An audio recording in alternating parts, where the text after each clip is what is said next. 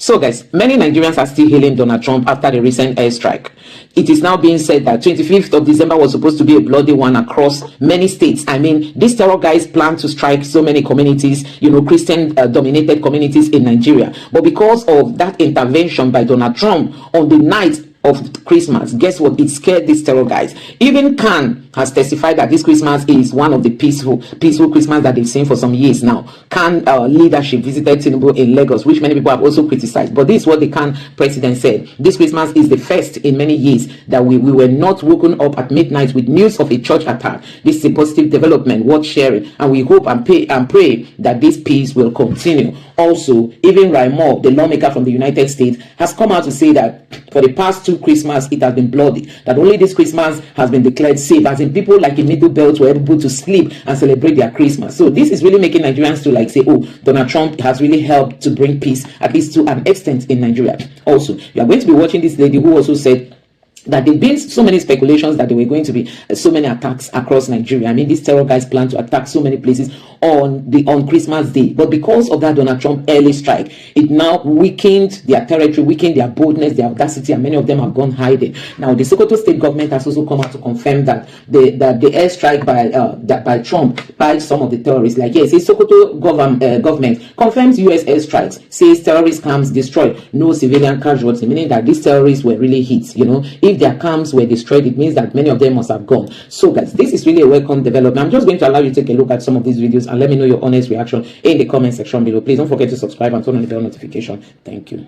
And obviously President Trump has finally stood up to this. And I do want to point something out very important. The last 2 Christmases, there has been a massacre of Christians in Nigeria. The tables have absolutely turned this year. The Islamic terrorists in Nigeria were the ones receiving that type of present this year. So quite a bit different. The president is totally focused on this. He made that very clear in this attack. And this is a very good first step to addressing this issue.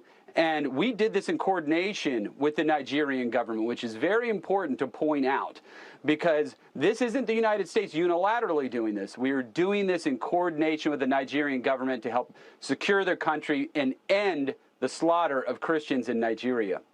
I don't think you guys understand the magnitude of what the US did for Nigerians. Do you know that there was supposed to be a mass attack yesterday night, 25th of December, in the night? Do you know that there was supposed to be a mass attack in different states, across different villages? So this was like the saving grace. That attack that the US military had on these terrorists was the saving grace, because they did not expect it, they did not see it coming. Those of you that are arguing, was there genocide in Nigeria? Is there no genocide? Do you know that there were some people from the US in Nigeria that were investigating? They've been investigating these things for months, and they've gone back to the US to report that truly there's a genocide. Not because this is what they do for social media, where this person goes say there's genocide, this person goes say there's no genocide. That's not it. There have been people in Nigeria that have been investigating these things since. They don't go different villages. They walk underground, they ask questions since. And they have piled up their result and their report, and they've gone to submit it. And they say from waiting our eyes see from the villages where we go, they don't make videos, see the skull of people, see houses that have been burnt, see churches that have been burnt, see grave, see the people name to show say this person name. We are not seeing Abdullahi there, we are not seeing Usman, we are seeing purely Christian names. They've gone to the grave of up to 500 people in Plateau State. So when they write the report, they say yes, we don't go, we don't see. So it's a great news. Okay. It's a great news because our system has proven incapable of handling the situation. Okay. What you cannot do when somebody wants to help you, you have to take it. And in this case, you don't have a choice. Okay. You don't After Nigeria went to other areas, other people's countries, to carry out actions which they deemed okay. And in this case, Nigerians are dying in their numbers. And these people, they are so audacious when they talk about it. They do videos, they do. And Nigeria was telling us, say, we want to ask social media to bring down their Can you imagine? Okay. So mundane discussion, so illogical. They're talking about something. Mr. Ranta, don't you think that the Nigerian government, working in collaboration with the United States, use that as a distraction, to take away, their attention from? Let me tell you the truth. Let me tell you the truth.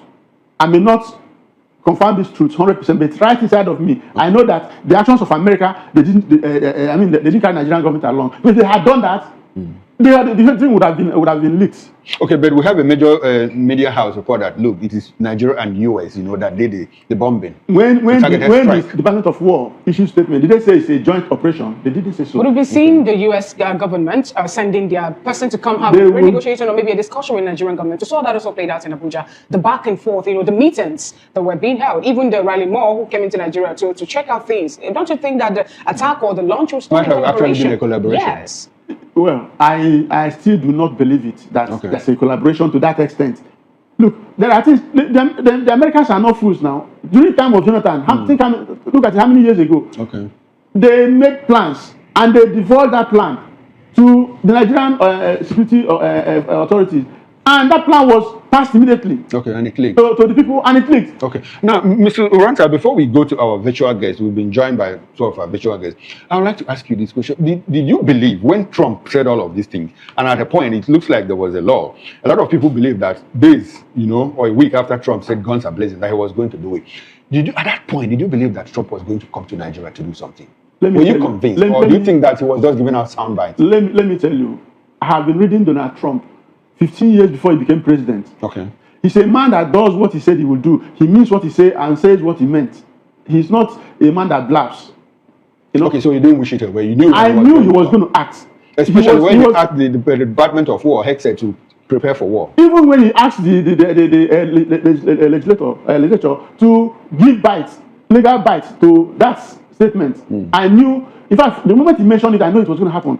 Trump is not a man that says something and starts doing something else. No. Okay, now we'll come back to you shortly. We are going to talk about what some people have termed the economic aspects of this strike and this intervention or interference or involvement or collaboration between Nigeria and the United States of America. Good morning to you, Barrister Eze Luche. We've been joined by Barrister Eze Luche. He is a barrister he's an attorney, legal, luminary, and political affairs analyst. Good morning, my brother. Good to have you, sir. Happy Boxing Day. Good to have you. How have you been? No, we're cool. We're cool. In the east, it's bustling. So beautiful to be home, and it's wonderful. Okay, beautiful, beautiful. So now you are speaking from Owerri. Before we get into this conversation, I'd like for you to, give us a feel, of what is going on in Owerri. Are houses locked? Are the streets empty? Are people scared? When people walk the streets of Owerri, what do they feel? The streets of Imo State, is it some kind of safety or a sign of surrender? What sense does it look like to you? Well, the place is safe. It's bustling. It's the Christmas festivities are all over. Masquerades are dancing everywhere in the communities that have masquerades. Church ceremonies are taking place. So the East, Owerri in particular, is very peaceful. And I will invite everybody to come over. Have a feel of the place. For a very long time, what has been happening in the Southeast has been orchestrated, externally orchestrated. And most of us here feel that even the security agencies, the government security agencies, and their mercenaries, particularly Asari Dokubo and his people, have been part of the nonsense. But the people have come back and they are in full control of their place now. So there's even no space for any funny things to happen. The indoor where I fully on ground. All right, beautiful. But Barrister Eze Luche, I'd like for you to, to react to the information we have this morning that look, United States has hit some ISIS targets in parts of the Northwest. Did it come to you as a surprise? Certainly not. Certainly not. You see, the U.S. is a process-driven country. They announce policy and allow the process to roll out, and then mark out their targets and hit them at will. That is what has happened now. A few weeks back, some people were saying that it was all bluster, that after the visa ban on Nigerians, the U.S. government has shown that it really had no interest in any part of Nigeria. But the reality is this. The entire world has a duty to protect, a responsibility to protect where people have been almost killed on a daily basis by terrorists and by their own security agencies. So I was not surprised in any way whatsoever, and I actually expect more. I expect more in the sense that there is this claim by the government that they were part of it, they were all that stuff. We know this just being politically correct. If they had told the Nigerian authorities what they were going to do, all the terrorists would leave that place. Okay. And then the question now should be addressed to the Sultan of Sokoto, who claims to be the Lord and Master of the entire Sokoto Caliphate. Was the Sultan aware of the presence of this ISIS in his territory? What has Sultan Said done to restrain these killers from operating from Sokoto? If he is part of it, if in any way he's found to be complicit in the presence of these criminal elements, then perhaps there should be more direct efforts to curtail the excesses of the Sultan. Okay. Because on several occasions, this same Sultan has come out blazing and making so much noise. Now the terrorists are in his domain and he's not done much. That is what I want to say. Okay, now, Barrister Eluche, you understand that I would like for us to talk about the implication of this. Do you think that this strike is going to bring peace and lasting peace, if I may say? I ask that in the light of the fact that a certain cleric, an affiliate, somebody who is known, to be an intermediary between Nigerians, or so to say, between the terrorists and the government at some point, talking about Sheikh Ahmad Gumi. He was on this station the other time and he said, look, if Donald Trump as much as touches one of these bandits or terrorists, that the terrorists and the bandits who are Muslims were going to unleash mayhem on Christians. Do you see that coming? And if that happens, do you think that America's involvement is going to bring lasting peace in Nigeria, or is it going to make Nigeria unravel like places like Afghanistan, places like Yemen, where you have sectarian war, or places like Iraq and all of that? Do you think it's going to bring lasting peace? Now, I have very many Muslim friends, and nobody wants terrorists in his domain. So characters like Sheikh Gumi were talking absolute nonsense. And the more he talks, the more he makes himself complicit in this criminality. So let him come out and unleash that mayhem, and he will see the stars that he deserves. In fact, the inability of the Nigerian government to curtail such elements is what makes some of us believe that the Nigerian government are collaborating with these terrorists. If a country like Saudi Arabia, the bastion of Islam, can deny Gumi entry visa, why must Nigeria tolerate such characters, such criminal elements? And when you say it's a go between the government and the terrorists, that's not true. The man is in fact, he's in bed with terrorists. He collects money on their behalf. He is, by what he does, a terrorist. The fact that this government continues to tolerate such elements makes us believe that the government is complicit. I do not believe that any Muslim anywhere will feel associated with this element. With this apart from Sheikh Ahmad Gumi, Barrister, we have also a Professor Usuf, a certain Professor Yusuf, who told the newly appointed Minister of Defense that he shouldn't go all out, in flushing out these elements. Rather, they should also employ the non-kinetic measure. And, in handling this, already say, you don't think Muslims are in support of this. We've seen some of them come out to say, don't go all out, don't use military might. And, the words of the Yusuf, he said, now, Christopher Musa, remember you're now a political elected official, appointed official, no longer a military personnel. So don't go all out to your fist on these bandits or elements we have in Nigeria. No, I only mentioned Sheikh Gumi as an example. Him and all others of his like, all cohorts, all those who have the same views with him, that you must engage and discuss and negotiate with terrorists, should be dealt with. And the average Muslim on the street is peace-loving. Islam, like they say, is a religion of peace. So those who terrorize in the name of Islam are not tolerated anywhere, even in the Islamic world, in the Arabian Peninsula, in Saudi, in UAE, in Kuwait. Those guys are slaughtered. So let those who claim they are in support of these terrorists in Nigeria, let them come out and let us see them. Now, do you think the Nigerian government will do anything to make sure we end the issue of terrorism, especially when, according to Goodluck Jonathan, when he was there, he said that in his cabinet he has some members of Boko Haram, group there, and also we've also learned from the former governor of Kaduna State that the government of the Kaduna State presently is more like negotiating with bandits to the tune of 1.something billion being spent on them, and we saw what was playing out with I think the State Minister for Defense, where people have been pointing him as someone who is in good book of this terrorist, to the likes of George Bello coming up to tell Nigerians that, Matawale should not be arrested, but the former governor of Castina and Zamfara should go in. So do you think we're going to end the issue of attacks or banditry or terrorism, let me use the word now, in Nigeria anytime soon, even with the involvement of the United States of America? Well, the thing is, attack on terrorists should continue until they are totally eliminated. When people like even Nasir El-Rufai begins to talk, you wonder what he's just trying to save his neck. We know what he even told Nigerians he did as a governor. Nasir El-Rufai publicly claimed that he went as far as Mali, Burkina Faso, to pay off terrorists who were coming to kill people in Southern Zaire. So he cannot now come and start changing. We know his characters. And even people like the current vice president, Kashim Shettima, it was in his house that Kabiru Sokoto was arrested. So let us not mince words. If it means anybody who is involved in terrorism, no matter how highly placed, must be brought to justice, because they are criminals. And I'm not saying that the vice president is implicated. He is implicated. As governor of Borno State, what did he do? What was his role when Boko Haram was bombing and killing people? Now, what should be an eye-opener for Nigerians is this. When you see turbaning ceremonies, when you see wedding fatihas, where thousands of people gather, of the high and mighty, of those who are in bed with terrorists, you don't see them being bombed by these terrorists. Why? Because they know themselves. They only go for school children. If you are holding a wedding fatiha or you are holding a turbaning ceremony in the Emir's palace, in the Sultan's palace, and nothing happens, you begin to suspect that maybe nothing is happening because they know these terrorists. And we have now realized that indeed the terrorists are on the payrolls of these governments. All right. So Thank you. Enough of all these prevarications. Let the government come out frontally and destroy terrorists. And if Bola Ahmed Tinubu does not act accordingly, if he does not act well against terrorists, he will be treated as one in collusion with terrorists. Thank you so much, Barrister Izaluche, for your submission. Let's get Mr. Comrade Frank Ahioshin join the conversation. Comrade Frank Ahioshin, good morning and happy Boxing Day. Good time you join today's conversation. All right, without wasting much time, if you can hear me, I want you to, what's your opinion or your stand on the revelation made by the Bishop of Kotangora Diocese in Niger State that all of the kidnapped victims of St. Mary's Catholic School have been reunited with their family members, and we were also told that the governor himself, Bago, was there to make sure that the process was also seamless. What do you make of this? And how is it? Some Nigerians are asking, how possible is it for the terrorists or the bandits to move such large number of children and also return them back to their parents without harm or injury, or even any of them losing their lives? And what do you have to say about this, regarding the fight against terrorism and allegation of how some people are more like aiding and abetting with these terrorists because of their security votes?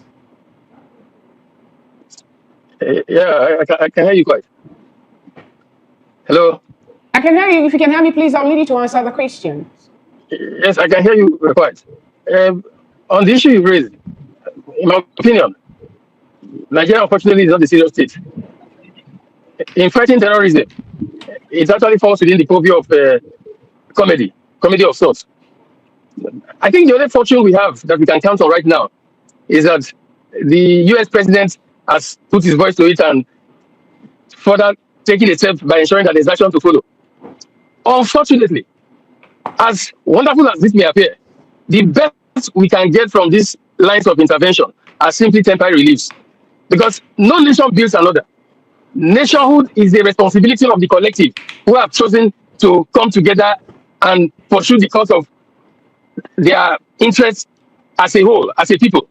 So no other country comes to build another one. The best America can do is what she's doing today, or what she did yesterday, and maybe they may do a few more. If Nigeria as a country does not employ the requisite discipline of nationhood to ensure that things work the way they ought, it will just be a case of moving from pan to fire within a short while. That is the truth. Look at our trajectory from 2009 till date, especially when the Boko Haram also commenced a fight. Go and check our defense budget. Every year there's monumental increase in the budget for defense.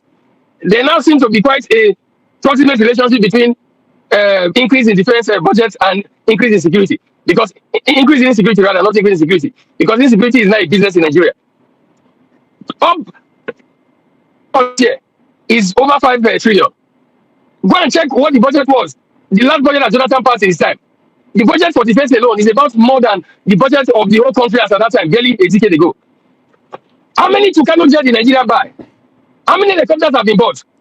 The aircraft that the US used for those strikes, I can bet on the fact that they don't fall within or even close to the range of the Tucano jet that Nigeria spent billions of taxpayers' money to buy. It has not made no impact. What is the point I'm making? The bishop's viewpoint is wonderful. We must appreciate the fact that people are happy that they got their kids back, even if they've been held down in some states that could be described as hell for about a month. The fact that they are brought back is not celebrated. Celebrating not that the government achieved anything. Celebrating not that the government rescued them, because they were not rescued. Something went on behind the scene. Obviously, the terrorists were settled. So it's not a case of government being in charge. What happened in Kotangora is a case of government being conquered, government submitting to the whims and caprices of another government. All right, Frank. Because for anybody in any state, okay, let me learn, please. For anybody in any state to exercise the force of violence, and government does not, as in, really put that organization or person where it belongs, it only indicates the fact that there's another government. So those guys are doing that in a sense like government of their own. Okay. In Nigeria today, I can tell you free of charge that we are talking in this program. These same guys can go and operate in 100 different schools, 100 different communities, and they will succeed. Exactly the question I wanted to ask you, Mr. Frank Ehiosun. Now, we've been battling this insecurity for close to 2 decades now, as far as I know, more than 15 years. And it's been very difficult for us. You just mentioned how our security budgets keep increasing every other year. But America has stepped in graciously, as some Nigerians will describe it. Now, my question is, how long or how much longer do you think, or how long do you think it will take the United States of America, to clear these people? As we understand, they have also boasted that if you kill 10 of us, you have 100 more people that are ready to get into the fight. Do you think that it will get to a point where America will have to bring in troops in the northwest or in the northern part of this country or any part of this country where insurgency, banditry seems to have taken root? Do you think it will get to that point? And what will be the implication of all of this for Nigeria as a country in terms of our sovereignty, in terms of America having to probably get a base in Nigeria and all of that? How much longer do you think it will take us to take out insecurity in Nigeria? First of all, when you say we have been battling it for so long a time, I want to change that narrative in a sense. Those of us who, to a large extent, are victims are the ones that will say are battling it, not the government that we so elected who ought to have that responsibility. When viewed from the lens of the role of government, it's more of the business of insecurity. That is what has thrived in Nigeria. That is the truth. And that must be established. Now, on the US coming around and making any form of impact, like I emphasized earlier, I said the best that we can get from it is just temporary relief, maybe for a few days, for a few weeks. Even if America brings a soldier to the ground to come and fight, were Americans not in Afghanistan for 20 years? Immediately they left, what happened? Even before they left, I emphasized something from the outset. In the history of the evolution of nation states, or nations as the case may apply, no nation builds another. Nationhood is the responsibility of those who have come together as a collective to define the course that they want to take. And Nigeria, as it is today, is actually unfortunately driven by factors that ensure that we are retarded or swimming in the pool of retardation rather than making progress. See, the source of this conflict, the feeding mechanism, is like a limitless bowl. Our governance and political culture ensures that there will be insecurity in Nigeria. So even if you have big angels from heaven to come and be the ones fighting, maybe to join the Americans, it will not change the narrative. If you take a cursory look at our history in insecurity, from independence till date, the first man that gave primacy to the concept of such insecurity that pertains to terrorism was Mohammed Mawa. The guy was not even a Nigerian. He's actually from Cameroon. He's from a village called Mawa in Cameroon. He was deported by emergency then in 1962. He was exiled from Nigeria. He came back a few years later after Nigeria became a republic, and he continued with his onslaught. But because Nigeria, as at that time, still had some semblance of discipline that was required for proper nationhood, they were able to checkmate him and fought him on and on and on until 1980 when he was caught down finally. When the guy was killed, over 4,200 Nigerians were killed in one day. He told us when Nigerian soldiers and policemen came after him. Shagari was the president then, but our military was still very functional, not the politicized system we have today, where the battle against insecurity is more of a business more than carrying out the real function. Okay. So I just say, all right. If you can hear me. Yes, I can hear you. Land on your thought. Yeah, I just say that as a collective, Nigeria as a country today is not serious. It's not even quite concerned about fighting insecurity as much as it ought to. Okay. Because what we call government in Nigeria is actually a ceremonial institution of people who are there fighting for themselves. All right. We don't fall within the purview that what Liban defined as public interest for real. All right, and thank you very much, Mr. Frank Ehiosi. Now, let's go back to Barrister Eze Eluche. Mr. Eluche, Frank has said something that strikes me as, well, do we consider that as, do you think that Frank's position is that America is not going to solve the problem, that even if they come, it's going to persist? Do you share his sentiments? Do you agree with him? Oh, certainly. I mean, and I can assure you that there will be no single American boots on the ground in Nigeria. There will be no single boot on the ground. And what they fired, they didn't even use jets. It was missiles that were fired from thousands of miles away, but they were targeted and programmed. So America will not send troops on the ground. What Nigerians need to do is to have a government, a people's-oriented government, as our rulers, and not characters who just stumble and all they're interested in is in the finances, is in enriching themselves. That is the problem we have in this country for now. So I don't think there will be any difference. America will not come in on the ground, so we have to address this issue by ourselves. And the way to address it by ourselves is that when we feel pained enough with these terrorists, with the attacks going on, we make sure that we have in place a government that is people-oriented, that is put there by the people, and not guys who rig themselves in and get in there and all they want is money, money, money. That is the problem we have in Nigeria for now. So Nigerians, if you're interested in wiping away terrorism, if you're interested in having security, if you're interested in ensuring that your kids don't get kidnapped, when next you have elections, ensure that your votes count, and that any attempt at rigging it is an attempt to perpetuate the evil that is going on in the country for now. When you say that the U.S. will not send in foot soldiers to come into the country, are you running out the fact that, no, Nigerians before now with the opinion that we're not going to see, the U.S. presence at all, even when Trump himself made the statement. So are you saying he might go back on his words? And also, what do you think the war against security in Nigeria is moving towards, where we have the likes of Benjamin Netanyahu also making a statement in line with the killings in Nigeria that no country or no one is going to, turn a blind eye or a deaf ear to the cries of Nigerians over the incessant killing of terrorists? I mean, are we seeing, other international bloc or maybe other countries now coming into Nigeria to help, exterminate the terrorists that are killing Nigerians? Now, when they come in, like the US has already come in this instance now, did they have troops on the ground? No. But have they wiped out some terrorist elements? Yes. So what they did on ground is their firepower, not really the troops. Because if nobody wants to risk their soldiers or their armies for you people, for anybody, American troops only go to fight for American wars. That is the new policy of the Trump administration. They will only go to fight where American interests are involved. Otherwise, do you think that this might get into, a war of attrition where the terrorists will just, lag, persist, do sporadic strikes here and there to wear out America and the Nigerian government, and the thing will last longer than expected? Do you think it will get to that point? Because it's also a war strategy for guerrilla warfare and all of that. They fight a war of attrition and let you wear out yourself. I don't think so, because these terrorists, if indeed they are foreign elements, where would they stay? Where would they hide? Because already we see that up north, the northerners in the Hausas, in Kebbi, Zamfara are already fighting their wars by themselves. In the middle belt, the people are already picking up arms. In the southeast and southwest, there is no space for these terrorists. They can easily be fished out. So there's only a war of attrition where the people, the population, the indigenous population are part of the terrorists. But in Nigeria, they are not.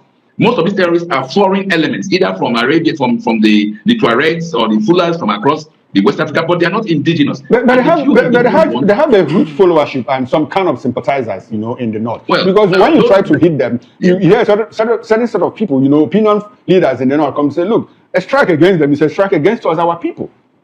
Sympathies for them. Yes. Now, I assure you, their sympathizers, those enablers, those financiers will be fished out and eliminated. But the population is against terrorists. So people like those characters who keep on saying a strike against the Boko Haram, a strike against the North, will be dealt with because they're terrorists. All right. I mean, despite whatever office they hold, and we have had some of them even as ministers who go to negotiate. People like Pantami, former Minister of Communication, these are ardent terror sympathizers.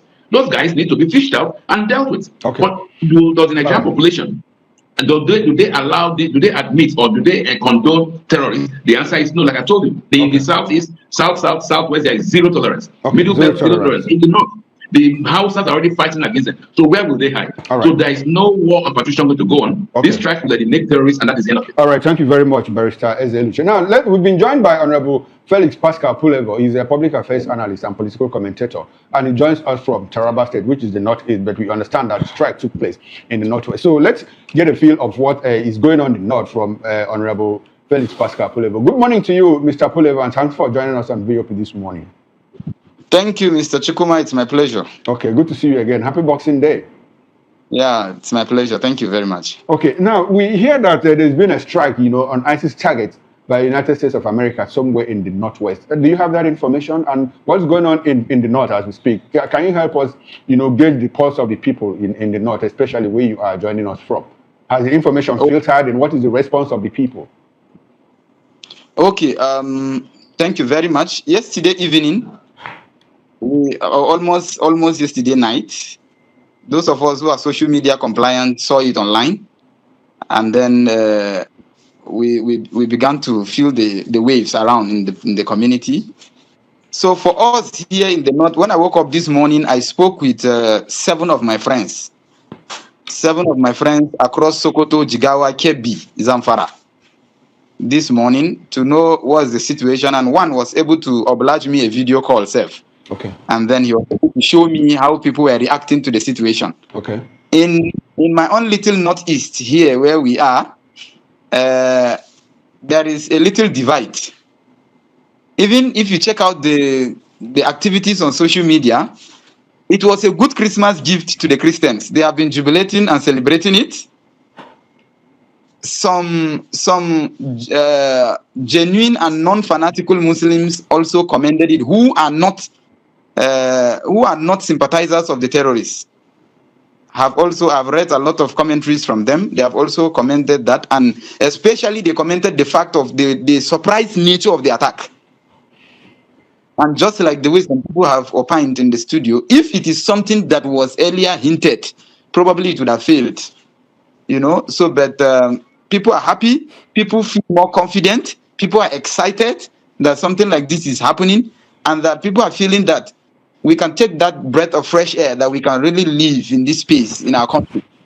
But it's sad that there are a lot of religious fundamentalists who feel that probably is an attack on a particular religion, especially some of our Muslim friends and brothers. But like the video I watched, there are exactly. I was coming to that. I wanted you to tell us what happened. How was it? How did the people feel from the video your friend obliged you? Yes, when he was there on the street, there were some of them who were jubilating. In fact, there is one old man that was saying in Hausa that he can now freely go to his farm, that they have killed these hooligans that are affecting them and making them not to farm, that hunger wants to kill him at home.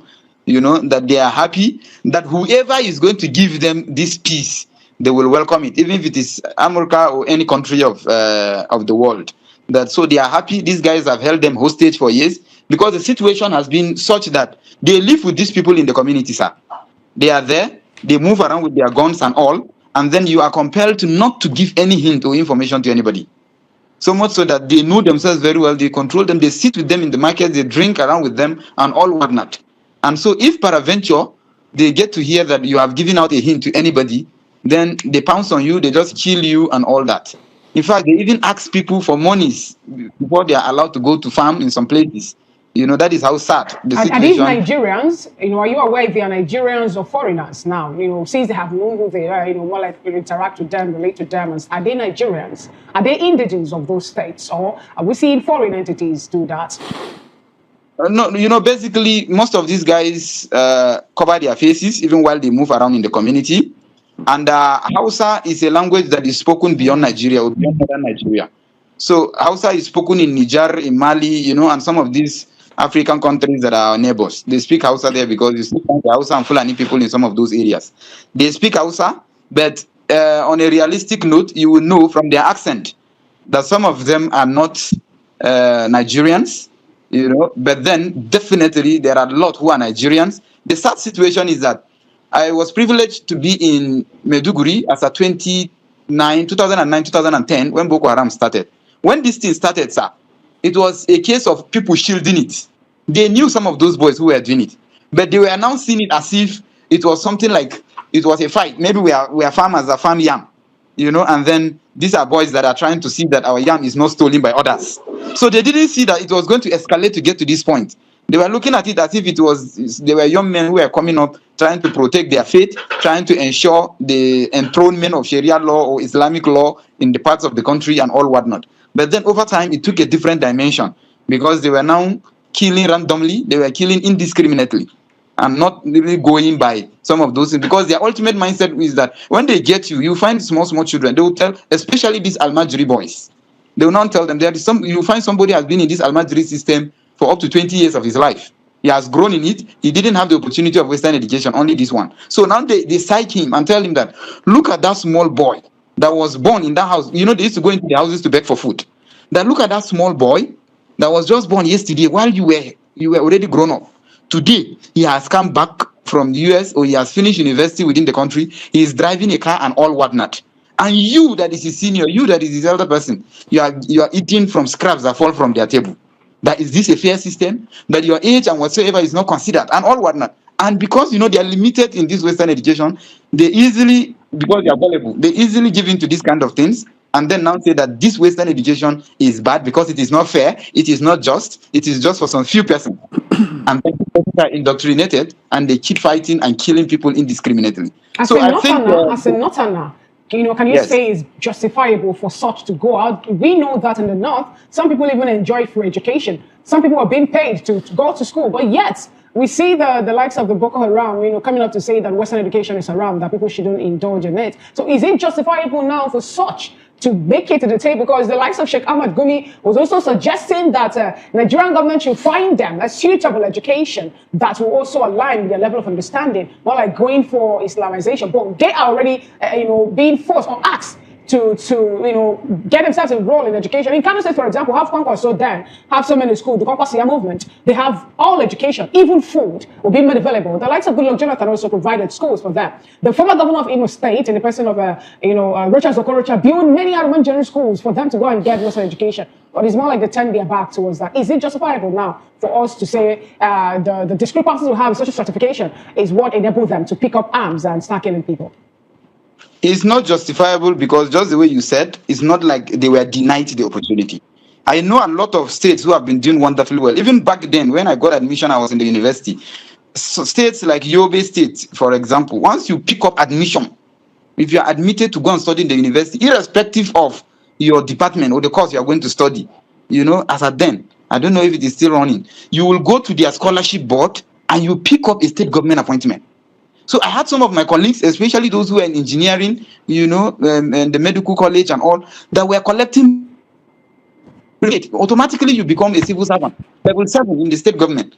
And then they were the ones rather sending money home. And all these things were put in place by the government to encourage people to go to school. So the government in its own way have put up these measures. In a lot of our northern states today, education is free. In Taraba State, education is free. In Adamawa State, is free education. From primary down to secondary school. The tuition in the universities, especially in the state-owned universities, have been subsidized. Right. Like in Taraba, it's by 50%. So you don't have a reason for some of these kind of things. Okay. But unfortunately, and we are hoping that with some of these measures now, the president is really realizing some of the challenges, and we, unfortunately and respectfully, people like Sheikh Gumi, should be behind bars or, in DSS custody for questioning as we discuss this kind of things. All right. Because thank you so much. Truly, we shouldn't be having persons revered of his status coming out, to the public, making some of these kind of statements he is making. Those kind of things are decisive, and it's clearly people that collaborated to the whole situation. Because it's like he knows a lot. So we need to call him and ask him a lot of questions. Thank you so much, Honorable Felix Pascal Polevo. Thank you for your submission. Let's bring it to the studio before we move on to the next couple of conversation. Talking about Sheikh Ahmed Gumi, Mr. Somi Oranta, Sheikh Gumi called on the president to halt a U.S. military, cooperation and the bombardments happening in Nigeria. He just called the president to say, cease or halt all cooperation with the U.S. and carrying out the bombardment in some states in Nigeria. What do you have to say to that, please? Well, the U.S. do not need Nigeria's cooperation to act. If a nation, we are living in a global village. If any nation state decides to become a terrorist enclave, it behoves of the civilized world. America is the policeman of the universe. For them to go in and take care of this situation, ensure that there's no festering ground for terrorism. Because if you allow it to hibernate in Nigeria, to develop and grow wings and all that, when it is perfectly matured, they will export it to the whole world. So that's why they will not allow it. They do not need Nigeria's cooperation. It is good that Nigeria is cooperating with them, but they do not need Nigeria's cooperation. And now that Israel is also interested in the matter, anywhere terrorism festers in the world, they have a duty to stop it. Because these people are not human beings. They are not. Because they look out for that's the most deadliest way and most creative, in the negative, ways of exterminating their fellow human beings. And I listen to what people are saying here. Some other analysts are saying. You cannot tell a man, you cannot promote education when you say that education, Western education is haram. Meanwhile, everything they use, all the gadgets they use are Western. They're Western technology they are using. And they are blindfolding the people and telling them not to go to school. Okay, how will you promote education more than the way they are doing it in the North? Even if you, when you want to go to public schools, unity schools in Nigeria, those from the North, you need 100 and something points to go to get admission. But some states in the North, you need only 5, 10, 20, 40 points. That is the areas where they have tried everything. If you want to get admission, the moment you get, he told us here that you are giving money, you are paid to go to school. All right, Mr. Ranta, this United States involvement, now how do you think it's going to impact the 2027 general election? Well, it depends on how the government, their level of responsiveness and cooperation. But I think it is, I see an ominous sign. Because the president seems to be tied to some certain people. Because you cannot tell me that the Minister of State for Defense, who has been accused by several, stakeholders, people who knows that this man is a sympathizer and enabler of terrorism, and he's still there. Okay. You cannot tell me that the NSA himself, the highest advisory body that takes care of all the military architecture in Nigeria, will arm terrorists to defend Nigerians. And still be in government. And still be in government. All right. So, and then you will not tell me that with all this release, adoption and releases, without any explanation, we may not know what transpired, but the Americans know. The international community, the at that level, they know. And Nigerians are watching and seeing what's going on. So 27 election is going to be very, very hot. It's going to be very, very hot. All right, thank you very much, Mr. Somiranta. Now let's go back to Barrister Ezeluche, if he's still with us, and get his concluding thoughts on this before we move into the next topic of discussion. Well, I mean, it's good that the government of Nigeria is aware that there is greater international attention on how it treats terrorism issues, genocide against Christian issues. And I hope this government will sit up now, because for quite a long time they have taken it as one of those things and focused more on taxation and extorting money from Nigerians, whilst the primary focus of government should be the security of the citizens. So hopefully this will be a wake-up call. And if it's a wake-up call and the government begins to do what it should do, with itself of those who are terrorists amongst its members, no matter how highly placed, then perhaps we may begin to change our views on the government of Bola Tinubu. But as long as it continues on this trajectory, as long as it continues to keep on releasing detains, kidnap people without telling us how it will happen, without any arrest, Nigerians will forever believe that this government of Bola Tinubu is in bed with terrorists. So guys, let me quickly show you how Nigerians are reacting to Asari Dokubo's tweet. So guys, many people have just been reacting that Asari Dokubo should not even be taken for anything serious. This one say this thing pained them. 12 misses was fired to these people. 12 good misses, and you are talking about only one. That's why we had a peaceful Christmas, that had planned everything to destroy us on Christmas Day, but then failed on a terrorist dead body day for Zambiza forest devil. This person said, dead don't they call this man? America can ask Israel to fish out this pig. Where is he hiding in that creek? Let him look at how Israel fished out Hamas terrorists who have been doing terrorist since they were born, even when they were hiding under the rocks. And this other person here said, they've been inviting Trump to come to the Niger Delta. He has focused on the north, but this, they call Asari Dokubo a name here, is trying to stir up trouble. The warship US closer to Niger Delta than Sokoto. This Asari Dokubo should shut up. This person Gumi and this guy are product of failed, weak institutions but strong individuals. Government said we are aware of the strike. In fact, it was a joint one. Either na lie or not. No state actor can start this exhibition of ignorance. I mind paying taxes for them. Am I paying taxes for them? So shameful and ridiculous. So these are just some casual reactions coming from Nigerians. Anyway, away from Asari Dokubo, guys, let me share with you some of the troubling headlines. Recently I made a video about Odinkalo raising alarm as to how did we come about having ICCs operating in Sokoto State, the Caliphate, where the Sultan lives, and Nigerians weren't aware.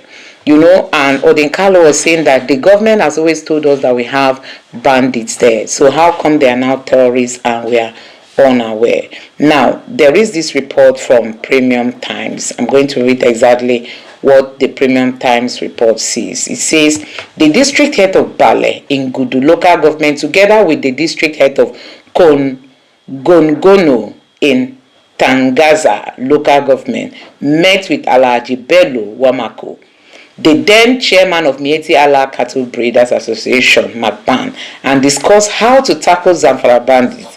The traditional ruler continued. They finally reached the conclusion to hire Lukarawa from Mali in order to deal with Zamfara bandits. So guys, this tells you a lot about recently Bello Tuji came out to say don't touch Metawale, go and ask the two former governors. One of them is the former governor of Sokoto State. Now, you can see that these elders, they were looking for solution on how to fight banditry. They now agreed to go hire Lukarawa terrorists. Lukarawa is like ISIS. So they hired Lukarawa into Nigeria to help them fight banditry because the government was missing in its responsibility. So a whole lot is happening in the north. I mean, terrorism is not going anywhere from Nigeria since the northern elders are still not done with it. Because you can't tell me you have banditry problem that you're supposed to engage the military. You are now taking Lukarawa, which is another terror group, to solve the banditry problem. Now, the governor, or the former governor of Sokoto State, has come out to say that the U.S. strike is concerning. This is how Arise TV captured it. Going by the history of U.S. Operation, the airstrikes in Nigeria is concerning. Tambuwa. If this history is anything to, if their history is anything to go by, they've not been able to effectively achieve much in some of the areas where they have carried out such collaborative efforts. Aminu Tambuwa, former governor of Sokoto. So, and Nigerians have lambasted him. Let me take you through just one or two of the reactions of Nigerians. Like, this person really caught him badly. This person said, this same Tambuwa was governor of Sokoto when Deborah Samuel was lynched and burnt in 2022. No real justice, no reform, no confrontation of the extremist group growing under his watch. For years, northern leaders ignored education, tacitly encouraged Almajiri system, tolerated child marriage, and funded pilgrimage and token empowerment programs such as distribution of wheelbarrows and shovels, mass wedding, ethnic etc. instead of real empowerment. Now, insecurity has exploded, and suddenly Tambuwa is warning about U.S. history and foreign airstrike. That's not principle, it's selective outreach. You can't ignore extremism when it kills your own citizens. Refuse to fix the system that fueled it, and then find your voice only when outsider steps in. The problem isn't America. Characters like this are the problem. And this other person here also reacted, saying, while history may show mixed results from collaborative counter-terrorism effort, the focus must be on result, not assumption. The recent U.S.-assisted airstrikes in Nigeria should be evaluated on its effectiveness against confirmed terrorist threats and its adherence to protecting civilians. Security operations are not about past performance alone. They are about acting decisively to protect lives. Dismissing necessary interventions because of previous challenges risk giving terrorists free reins. History should be guided, or history should guide strategy, not justify inaction. Nigeria's priority must be peace and safety for its citizens, and targeted intelligence-driven operations are a critical part of achieving that goal.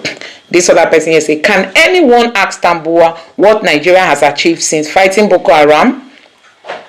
The only thing they have achieved is a so-called sovereign country losing their sovereignty and territories to terrorists. Can he tell us when the people in IDP camps are going to return home? Honestly. And this is a valid point. Okay. I'm not going to be taking this, but the other person has said the pattern is the same. Create an enemy, justify intervention, plunder resources, and then leave a shattered nation to be rebuilt with American loans. America does not fight for freedom, but for survival. If it stopped fighting for even a single day, the armed market would. So, this is what Tambuwa said, and Nigerians have been reacting that Tambuwa does not even have the right to talk, because them that have ruled their states, they didn't do anything to empower their people, and they saw this extremism growing, they didn't curb it. Now, in less than 24 hours, after the U.S. Army bombed Islamic terrorist camp in Sokoto. Nigerian Muslim Caliphate, Nigerian Chief of Army Staff, flew from Abuja to Sokoto to pay a hurried visit to the Sultan of Sokoto, the spiritual leader of the Muslims in Nigeria. Connect the dots. This person is saying you should connect the dot, and that has also brought about so many reactions. This person here said they were consulting with the head of Islamic State. He now posted this, where this imam, this scholar, who is his job is to, go about converting people to Islam, and possibly radicalizing them. He was seen with the Sultan of Sokoto, and people are like saying, "Oh, this is their mission." This person said, "Look, the dots were connected long ago. We are now painting the figure further by the connected dot. Just forget about one Nigeria. It doesn't exist. Some Nigerians assisted to be more Nigerians than others. Sultan of Sokoto is the real terrorist himself. He armed and funded the coming of new terrorists."